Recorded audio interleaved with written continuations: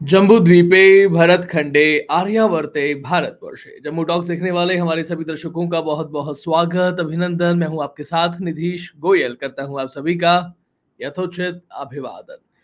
दोस्तों, जब कोई नई गाड़ी खरीदता है ना और उसमें थोड़ा सा भी छोटा सा भी डेंट लग जाता है तो उसको बड़ी तकलीफ होती है, उसका बड़ा दिल दुखता है।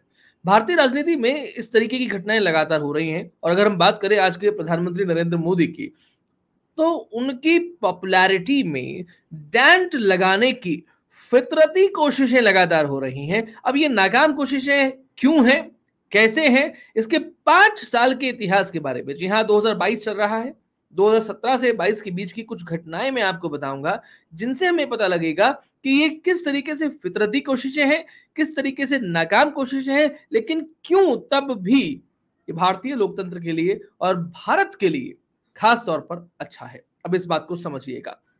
2017 की मैंने आपसे बात की। 2017 ये वो साल है क्योंकि 2016 में नवंबर के महीने में नोटबंदी हुई थी, 2016 में ही सितंबर के महीने में सर्जिकल स्ट्राइक हुई थी। लेकिन सर्जिकल स्ट्राइक के बाद में जब नोटबंदी होती है तो नोटबंदी के बाद में अगले साल जीएसटी होती है। और भारत में अगर 75 वर्षों में जो बड़े आर्थिक सुधार हुए हैं तो उसमें नोटबंदी और जीएसटी को एक बड़ा कदम जरूर हमेशा माना जाएगा, ऐसा मेरा मानना है। और केवल मेरा नहीं बल्कि बहुत बड़े बड़े अर्थशास्त्रियों का भी ये मानना है। लेकिन नोटबंदी और जीएसटी से सबसे ज्यादा फर्क तात्कालिक रूप से पड़ा किस पर था? डेफिनेटली व्यापारियों पर। और भारत की दृष्टि से देखें तो सबसे ज्यादा व्यापारी किन जगहों पर पाए जाते हैं, उनमें सबसे बड़े स्टेट्स अगर आते हैं तो महाराष्ट्र आता है, गुजरात आता है। 2017 में गुजरात में चुनाव था। 2017 का गुजरात चुनाव, अब इस बात को समझिएगा, ये गुजरात वही है जिसे मोदी का गुजरात कहा जाता है। यही मोदी का गुजरात है, यहां से मोदी का इतिहास शुरू होता है और 2000 से लेकर के लगातार 2014 तक मोदी जी का पनपना ये इस गुजरात की मिट्टी से निकल के सामने आता है। वहीं 2017 में क्योंकि व्यापारी बहुत ज्यादा थे, जीएसटी नोटबंदी हुआ, उनकी नाराजगी थी और बमुश्किल भाजपा 2017 को जीत पाई थी। यहां पर राहुल गांधी को एक बार फिर से कांग्रेस पार्टी का अध्यक्ष बनाया गया था क्योंकि लग ऐसा रहा था कि अगर कांग्रेस जीत जाती है तो यह कहा जाएगा कि देखिए मोदी के गुजरात को ढहा दिया गया, उस किले को ढहा दिया गया, मोदी को अब एक तरीके से चकनाचूर कर दिया गया है। राहुल गांधी जो है अब वो उभर के निकल के सामने आ गए हैं। यहीं पर पाटीदार आंदोलन उस समय हुआ था। आनंदीबेन पटेल जो समय मुख्यमंत्री थी, उन्हें हटाना पड़ा था, ये बहुत बड़ा कदम था। और पाटीदार आंदोलन के 3 नेता अगुवा के रूप में जो सामने आए थे, पहला नाम हार्दिक पटेल, दूसरा एक नाम था अल्पेश ठाकुर और दलितों के राजनेता जो बन गए थे, नेता बन गए थे, उनका नाम था जिग्नेश मेवाणी।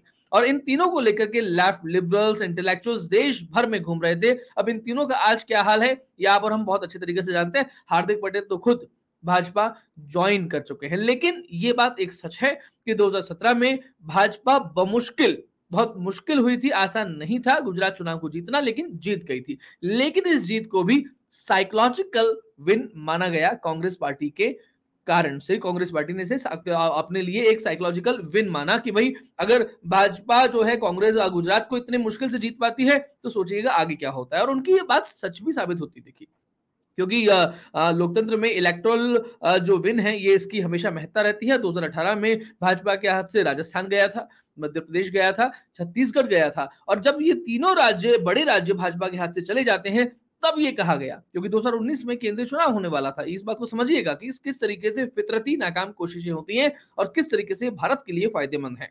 अब देखिएगा, ये 4 स्टेट्स में लोकसभा चुनावों की बात करें तो कुल मिलाकर के 91 सीट होती है, 91। और भाजपा को आज भी बड़ी पार्टी माना जाता है हिंदी बेल्ट की, नॉर्थ इंडिया की, उत्तर भारत की पार्टी माना जाता है, यानी कि विंध्याचल पर्वत के इस पार की पार्टी जो है वो माना जाता है। अगर यहां से उनको निकाल दिया जाए, हटा दिया जाए, उनको एक बड़ा झटका दे दिया जाए तो बहुत परेशानी सामने आ सकती है। और डेफिनेटली गुजरात में बहुत मुश्किल जीती थी, 3 राज्य हार चुके थे। 91 सीट जो है, 91 में से अगर आधी से ज्यादा भाजपा से निकाल ली जाए, छीन ली जाए तो कुछ उलटफेर होने की संभावना है। लेकिन होता क्या है, 91 में से 88 सीट्स भाजपा जीत जाती है।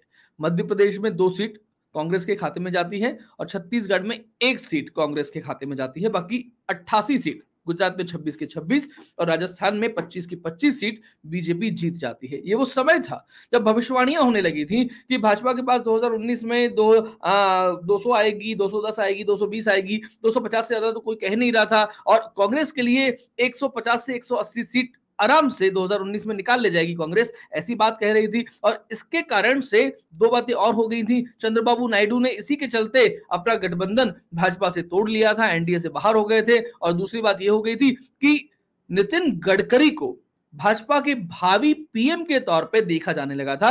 सर्जिकल स्ट्राइक को फर्जिकल स्ट्राइक कहा जाने लगा था, और एयर स्ट्राइक को के बारे में ये कहा जाने लगा था कि भाई घास का तिनका ही उड़ा होगा, इसके अलावा तो और कुछ उड़ा नहीं। 2014 में आप जीत गए, 2019 की तो आप बात छोड़ ही दीजिए।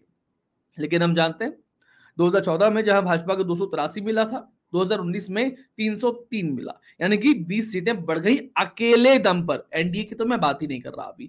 अब यहां से चीजें थोड़ी सी और आगे शुरू होती हैं, और अब 2017 से हम निकल करके आते हैं 2022 में। नीतीश कुमार जो है, हम लोग मैं पहले 2 वीडियोस बना चुका हूं, आई बटन में उसका लिंक भी दे दूंगा कि किस तरीके से नीतीश कुमार जो है एक भ्रष्ट सरकार सेकुलर सरकार की भ्रष्ट वापसी हुई है, और उसमें किस तरीके से नीतीश कुमार जो है वो मलाई खाते लगातार 17 साल में पिछले 8 बार जो मुख्यमंत्री बने हैं, उनका एजेंडा पर्टिकुलर वो क्यों है, किस कारण से है, चाहे वो तेजस्वी यादव से बात करें, चाहे वो रामविलास पासवान से बात करें या भाजपा से बात करें। और हाँ, एक बात मैं आपको यहां पर और बता दूं कि अभी उसी जेडीयू के राष्ट्रीय अध्यक्ष ललन सिंह ने एक बात कही है कि बिहार में, बंगाल में और झारखंड में, इन 3 राज्यों में भाजपा की सीट 40 कम कर दीजिए और उसके बाद में देखिएगा भाजपा साफ हो जाएगी। यानी कि 2024 में भाजपा को निपटाने के लिए किस तरीके की कोशिश हो सकती है, ये वही बात थी जो मैंने आपसे पहले बताया था कि राजस्थान में, मध्य प्रदेश में, गुजरात में और छत्तीसगढ़ में यहाँ की 91 सीट है, ये कम कर दें, भाजपा साफ हो जाएगी। अब ये कहा जा रहा है कि बंगाल में, बिहार में और झारखंड में यहाँ 40 सीट भाजपा कम कर दें, भाजपा साफ हो जाएगी। अब भाजपा साफ कैसे होगी, कैसे नहीं होगी, अभी किस तरीके के मौसम वैज्ञानिक है, कैसी गणित लगाते हैं, हमें नहीं पता। लेकिन हमें इतना जरूर पता है कि नरेंद्र मोदी जब अपने लिए ये व्यक्ति वोट मांगने निकलता है तो उसका परिणाम, उसकी बात ही कुछ और होती है। किसी और के लिए वोट मांगने निकलता, उसकी बात मैं नहीं कर रहा, लेकिन जब अपने लिए वोट मांगने जाते हैं, क्योंकि इन्होंने अपना एक अलग वर्ग तैयार कर लिया है जिसे हम लाभार्थी वर्ग कह सकते हैं। अब इस वर्ग में दलित शामिल है, इसमें पिछड़ा अति पिछड़ा शामिल है, इसमें महिला शामिल है, और ये जो लाभार्थी वर्ग है, ये केजरीवाल की मुफ्त में रेवड़ी बांटने वाला वर्ग बिल्कुल भी नहीं है, उससे बहुत अलग है। और इसकी लोकप्रियता जो है वो दिनों दिन लगातार बढ़ती जा रही है। इसीलिए मैंने कहा, और मैं फिर से एक बार ये बात कहना चाहता हूं, पहले भी कुछ वीडियोस में कही है कि हालांकि 2022 और 2023 भारतीय लोकतंत्र के लिए इतना आसान साल नहीं है। और मैं यहां पर यह भी आपसे कहता चलूं कि 2019 के चुनाव से 3 वर्ष पहले, यानी कि 2016 में जिस तरह की घटनाएं हुई थी और जिस तरीके से हमको एक तरीके झेलना पड़ा था, जो उरी का अटैक जो है हमको झेलना पड़ा था, जिस तरीके से आतंकवादी हमला हुआ, उसके बाद में सर्जिकल स्ट्राइक हुई, 2019 में भी हम लोगों ने देखा कि पुलवामा में जिस तरीके का अटैक हुआ, उसके बाद में एयर स्ट्राइक हुई। अगर 3-3 साल के फासले में देखें तो 2016, 2019 और ये 2022 है।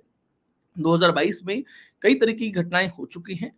ये मैं नहीं कह सकता कि किस तरीके की बड़ी घटना सीमा की तरफ से होने वाली है, सरहद की तरफ से होगी, लेकिन आप इसके चांसेस को नकार नहीं सकते, क्योंकि इसी साल 15 अगस्त 2022 जब हम आजादी के अमृत महोत्सव की बात कर रहे हैं, जम्मू में एक घटना हो चुकी है जिसके बारे में ये कहा गया कि एक तरीके से फिर से उरी घटना को दोहराने का एक बड़ा प्रयास था, जिसे विफल कर दिया गया हमारी सुरक्षा एजेंसियों ने, हमारी इंडियन आर्मी ने। लेकिन ऐसे प्रयास फिर नहीं होंगे, ये नहीं कहा जा सकता। 2022 2023 बहुत खतरनाक है हमारी आंतरिक सुरक्षा की दृष्टि से, खास तौर पर इसके लिए हमें बहुत सावधान रहना चाहिए। लेकिन कोई बहुत बड़ी घटना नहीं होती है, चीजें जिस तरीके से निकलती हैं, जिस तरीके से हमने 15 अगस्त को देखा कि हर घर तिरंगा, तिरंगामय भारत, एक ऐसा वातावरण हमें देखने को मिला जो पिछले 75 वर्षों में हमने नहीं देखा।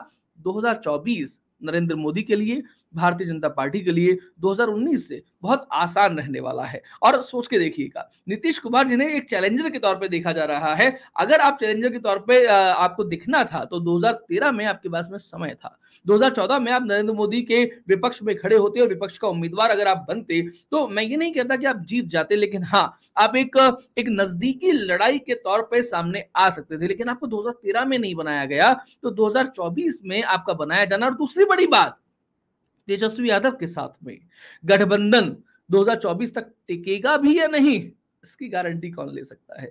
इस बात को हमें समझने की जरूरत है। लेकिन जो मैंने तीसरी बात कही थी कि ये चीजें, ये फितरती कोशिशें, ये फितरती नाकाम कोशिशें भी भारत के लिए अच्छी हैं, भारत के लोकतंत्र के लिए अच्छी हैं, क्योंकि ये जो सरकार केंद्र में बैठी है, दिल्ली में बैठी है, उसको आराम से बैठने नहीं देती है। और ये बड़ी अच्छी बात है। चाहे केजरीवाल कुछ खुराफाते करता रहे, ममता बनर्जी कुछ खुराफाते करती रहे, नीतीश कुमार, तेजस्वी यादव, अखिलेश यादव या राहुल गांधी, प्रियंका गांधी वाड्रा, जिनके बारे में कहा जा रहा था कि उत्तर प्रदेश में जब चुनाव थे तब कहा गया था, यूपी में भी केंद्र के चुनावों के दौर पे भी, कि अब प्रियंका गांधी वाड्रा आई हैं और अब इनका असर केवल उत्तर प्रदेश में नहीं पड़ेगा बल्कि देश की राजनीति में पड़ेगा। और होता यह है कि अमेठी से एक बार फिर से कांग्रेस के हाथ से अमेठी का गढ़ निकलता है। 1977 में संजय गांधी अमेठी से हारे थे। वो एक अलग दौर था क्योंकि इमरजेंसी की बात थी और इमरजेंसी हटी थी, तो 1977 में संजय गांधी हारे थे। और उसके बाद दूसरी बार 2019 में प्रियंका गांधी वाड्रा के, इंदिरा गांधी के अवतार के तौर पे एक तरीके से अवतरित होने के बावजूद भी राहुल गांधी 2019 का चुनाव अमेठी से हार गए थे। तो सोचिए स्थितियां किस तरीके की अलग हैं। लेकिन फिर भी ये भारत के लिए और भारतीय लोकतंत्र के लिए अच्छा है, क्योंकि जितनी कोशिशें